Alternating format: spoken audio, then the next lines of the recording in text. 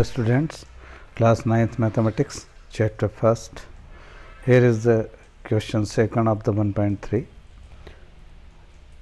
We have to write in the form of p by q, and we have to change these fractions into, means fractions are a rational number into the decimal numbers.